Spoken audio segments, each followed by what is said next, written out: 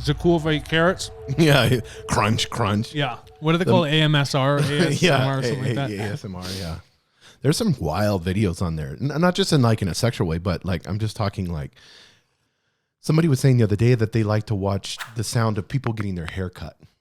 Like guys on the like the shave part, you know, or whatever, hearing the razors and That's so fucking are like disturbing. are like people getting a massage and hearing the big ones is the chiropractic ones. They have a mic like real close to the back, and then you can hear it pop. That's wild. And stuff, and people like that.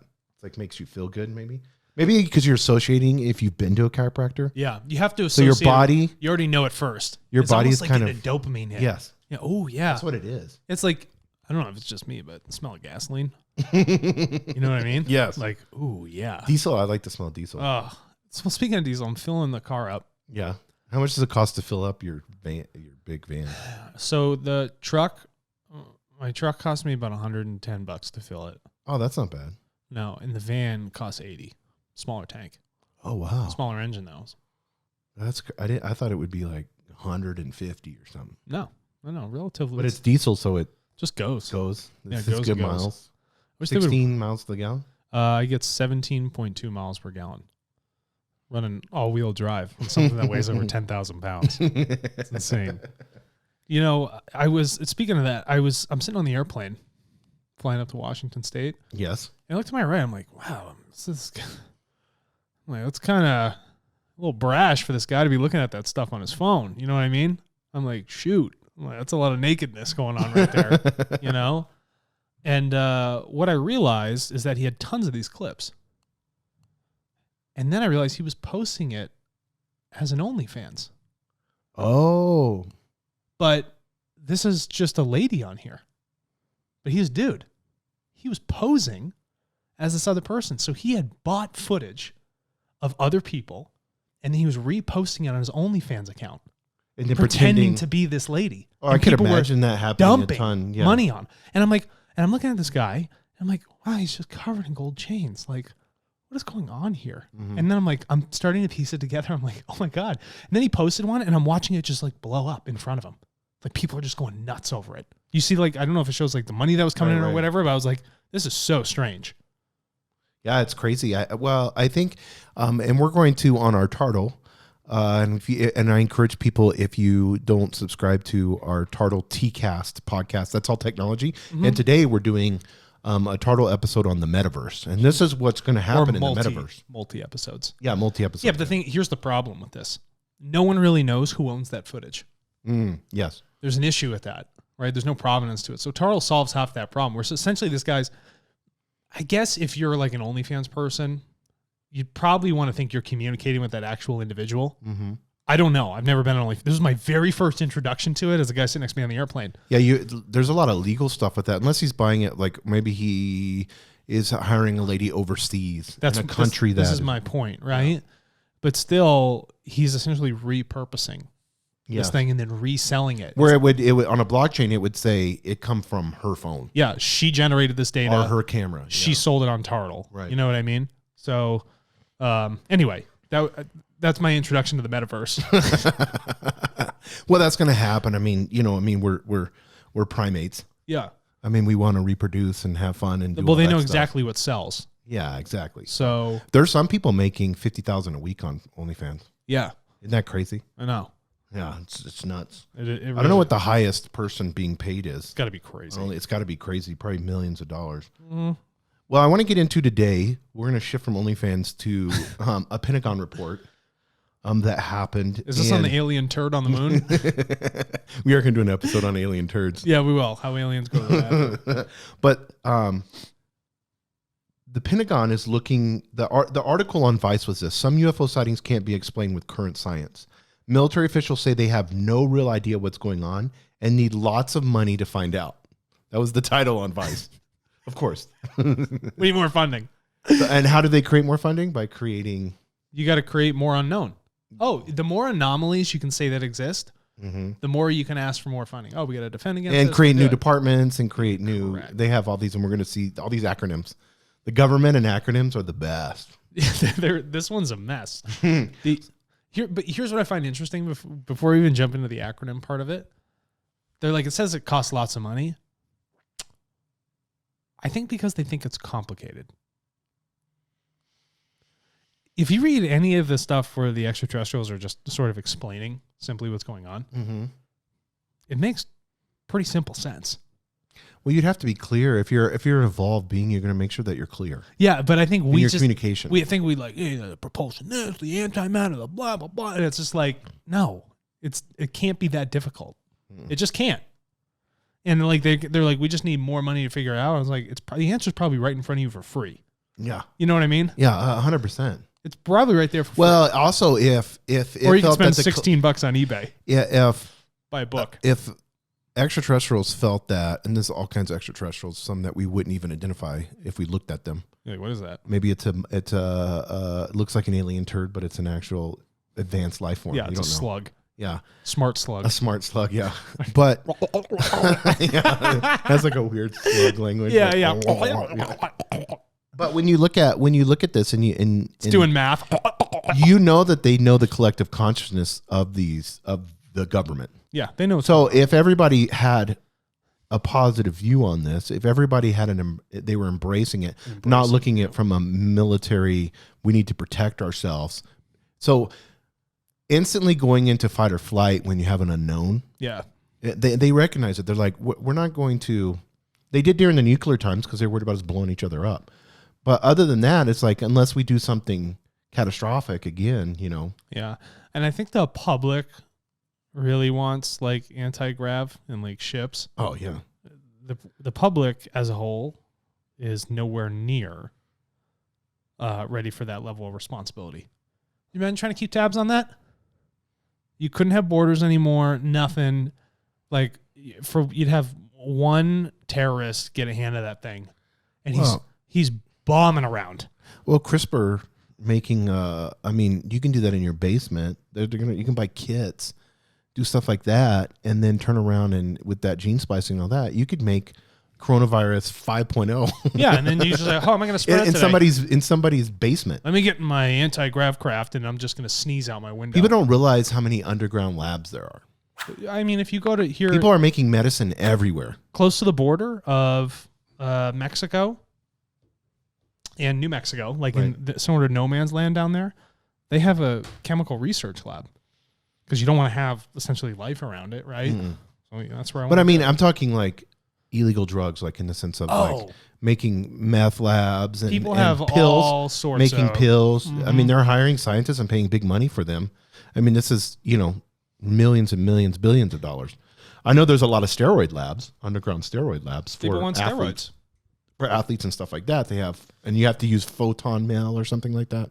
Oh, proton. Proton, yeah. Yeah, I use proton mail. And you got to buy blockchain, but I went down a rabbit hole and seeing how these like big bodybuilders and stuff, because they've been dying here lately in their 40s.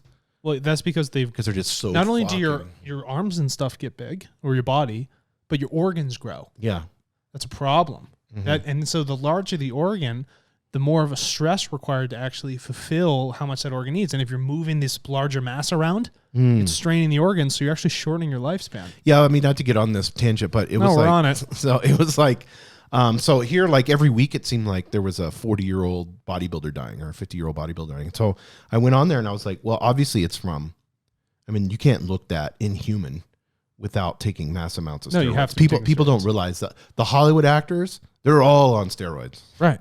You don't get Thor unless you have steroids. You don't get Wolverine at 50-something years old. Yeah, not a chance. Unless you're on steroids. No. It's not eating clean. No, who's the guy who played Batman? Oh, yeah. Steroids. Yeah, 100%. Yeah. It's not. You can't look like John Cena and not be on steroids. Yes, 100%. People like, well, that's not true. Yeah, but it is.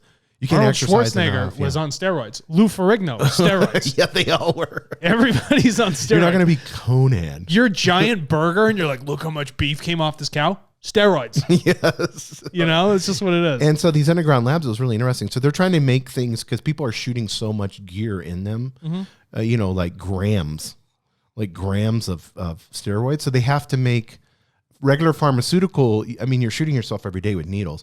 But, you know, if you can do 1 cc instead of 3 cc's. Perfect. But the carrier oil is the problem, because it's like, when you know this, certain oils cause mass amounts of inflammation in your body. Yeah, so I'm going to hit myself with an oil that's going to inflame everything.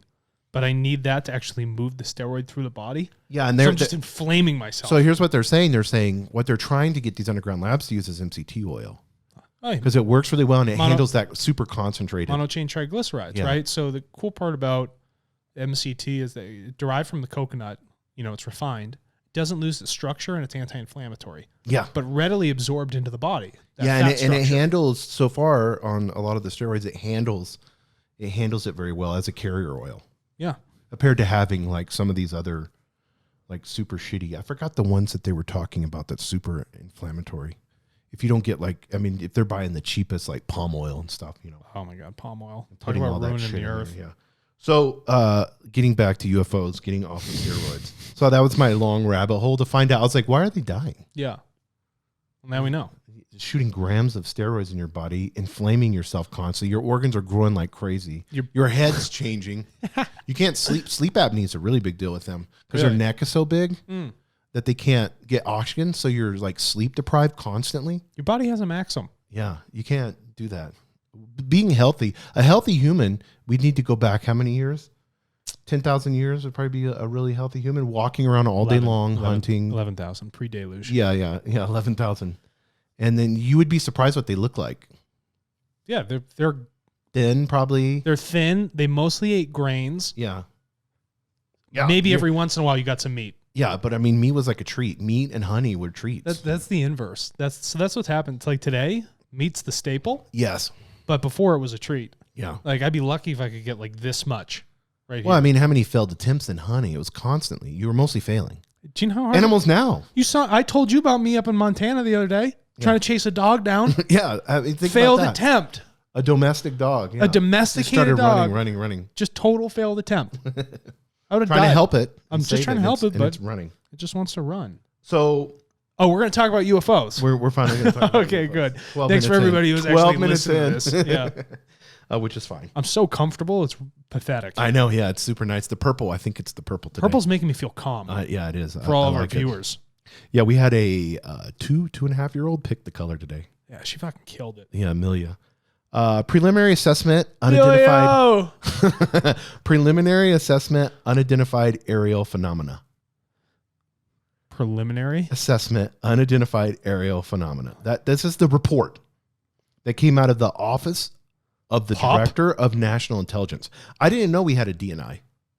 I never heard of the Office of the Director of National Intelligence. No, I know we have the National Security Agency. Yeah. I know we had the Intelligence Department of Agency, Defense, Central Intelligence Agency. We have the Federal Bureau of Investigation. We have the Central Intelligence Agency. I didn't know that we had the NIA.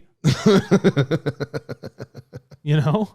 So it's 9 pages long, and while its findings are largely inclusive, because there was 143 sightings of aerial objects, they said, in the United States that could not be explained. So the report states that a small number of cases were UFOs. Appeared, and this is how they explained it, appeared to display unusual flight characteristics or signature management. I love government words. Okay, so let's dive down into signature management. Okay, so in our world of aeronautics, right, we push something out the back of something so that we can send ourselves forward. Propulsion. Right? So we have propulsion. So we're essentially throwing mass as quickly as we can behind us to push a lighter mass going forward, right? So if you have something that is just it takes a lot of energy. Takes a lot of energy. But then you have something that's like flipping and then immediately like shifting in like a whole new vector apart from straight. You know what I mean? That's a problem. Right. And then every single piece of aircraft that is out there has tail numbers, right? Has radio signatures, all of it. Everything is uniquely identified. They have unique identifiers. So when you call to something, right, and the radio signal essentially gets absorbed rather than bounce back, yes, that's a problem. Well, people don't even realize like Harriers and stuff like that. And I forgot it's the other new fighter jet that can hover. I know they all have them. Russian, everybody has them. They're so cool. People don't realize. I thought you were going to sneeze. I was about to. Yeah. Harrier. Harrier. I love it. I have a Harrier over there. Harrier. Emilio. Sorry. Yeah, Amelia is. What if we brought Amelia Earhart? What if we brought the outside of the club to the inside, from the inside of the club to the outside. So if you're waiting in line, you feel like you're already in the club. Oh yeah, well, Disney does that with like you're waiting in line. They have like little cool stuff all around. They stole it from Night at the Roxbury. So this is awesome. So they said that you can burn like half of your fuel tank just hovering. Correct. And that if you try to land and hover like that, you have to be almost on empty. Yeah, so otherwise you'd be too heavy. So when you any commercial airliner, when you're taking off, a majority of the fuel is used during takeoff. Mm-hmm. So as you are moving your mass, you have to bring it up to speed. So it's using so much energy, right? Essentially, you got to gear that thing up and get it moving. And then once you get to the point where you have the Bernoulli effect, essentially lift coming over the wings, then you get to get the advantage of moving through that new type of medium. And the higher you move up, the friction begins to drop off, okay? Because you're essentially moving through less air mass. So the efficiency of engines, turbine engines, anything like that, creating large amounts of thrust, become far more fuel efficient up when they get to height. Like with these big airliners that take you from the United States over to like the Middle East in one flight, that's because they're very, very high up. So now, if you're talking about the Harrier jets, they require a massive amount of fuel to get started. But I'm just saying it's so rudimentary to hover a jet, and it's very hard. And if you talk to pilots, it's like they would hate to do it. They don't do it very much. Well, think about it. How do you get the jet to hover?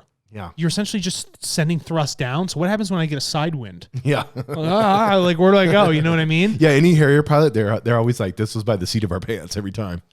It was a shit show. So when you're talking about an aircraft being able to hover, move to the right, move to the left, just flip around. Some of them, I forgot the Commander Fraser was the guy that saw him go into the water. Yeah, they go in the water. Yeah, well, I mean a decorated Navy pilot. I'll share something so that this helps people understand. Like, how the fuck does that happen? When you are flying through the air right now in a regular airplane, Bernoulli principle, the atmosphere we breathe is a water-based atmosphere. So if you can manage whatever sort of thing you were doing in the air, and if you perfected that technology, that movement, there's no reason to do it you can't do it in a thicker medium. Does that make sense? So the same movement that they have above, they can also do below. So above, so below. Yeah, yeah. That's above. Thanks for Hermes Trismegistus. And when the government had hired this guy, our government, he only has one job. All he does is he solves difficult problems. Doesn't matter what it is. Technical, engineering, it doesn't matter what it is. Logic problems, you name it. They hired this guy. I read this article about him once. And what he found, because they were like, wow, everything's so slow underwater. Well, after him, really doing his work, doing his thing, doing what he gets paid for, he found out you can get objects to move faster underwater than you can get them to move above in a regular air-based medium. And so the government actually spent a ton of money figuring out how to essentially create a medium in front of the object to get it to move frictionless, like in a frictionless body through the ocean. Like torpedoes and stuff, for instance, will actually create a medium in front of the cone at the very front of it. Yeah, you can see it. Right. So it's engineered that way. So it's got like ions and shit, and they're like essentially creating a space where there's no drag. Allows it to move extremely quickly. And it's much easier to do in water where it's so concentrated, right? That medium with a higher conductivity than actually just doing it through the air. So that's what I wanted to share. Yeah. But here's my point. Take that principle. Right. But apply it to all vectors of your ship. Well, then you can move in any direction seamlessly, right? Yeah, and so these unusual flight characters are signature management.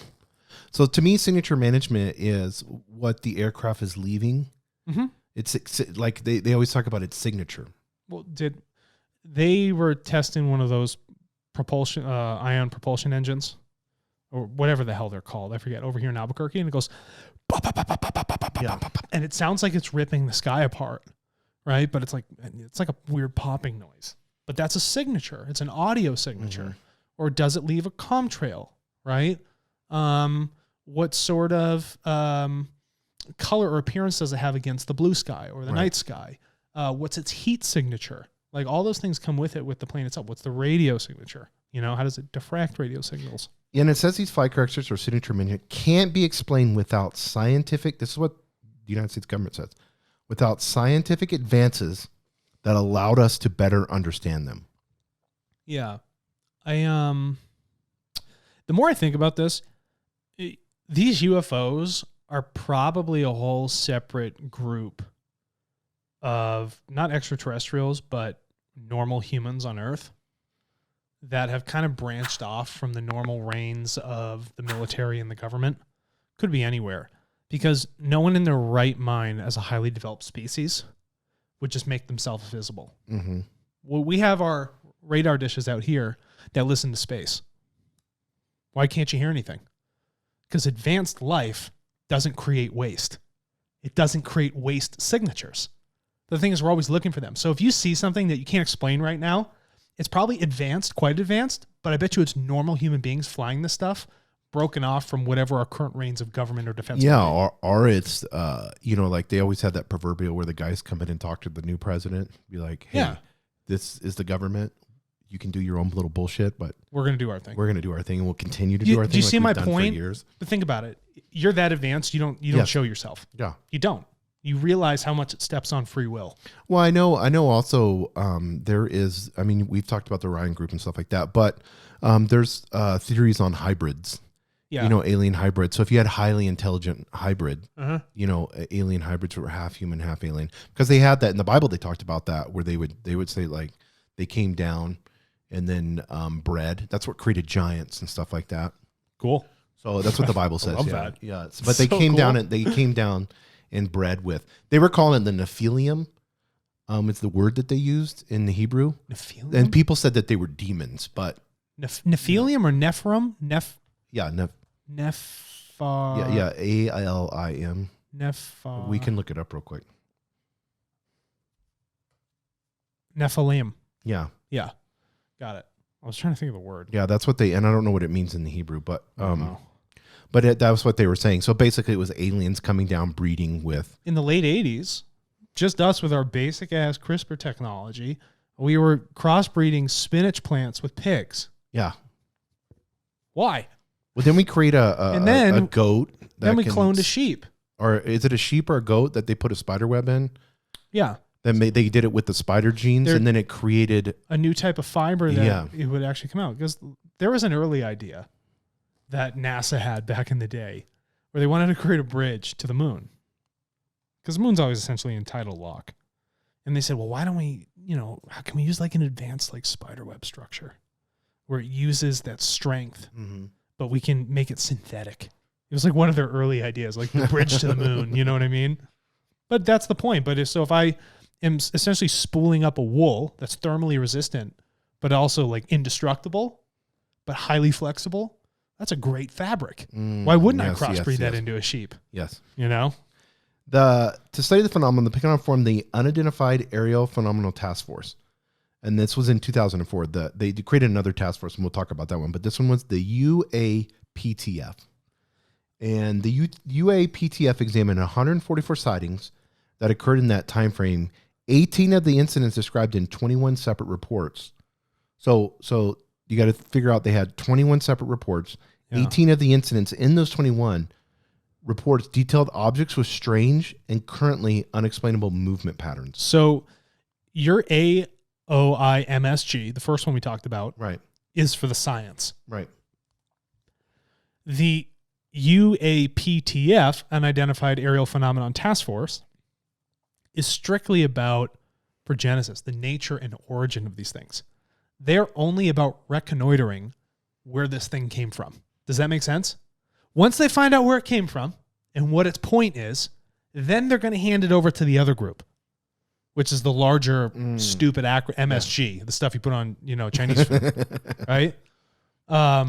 That's the whole point of that one. And it was on August 4th, 2020 that David Norquist approved the establishment of that task force. I want to be a part of that. Where'd it come from? I don't know, but you're going to give me money to go find out? What a cool job. You know what I mean? That'd be awesome. Yeah.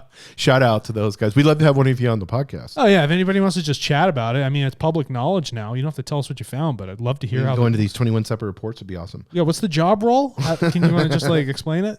Some UAP, this is what the report said. Some UAP appeared to remain stationary in winds aloft. Love the English.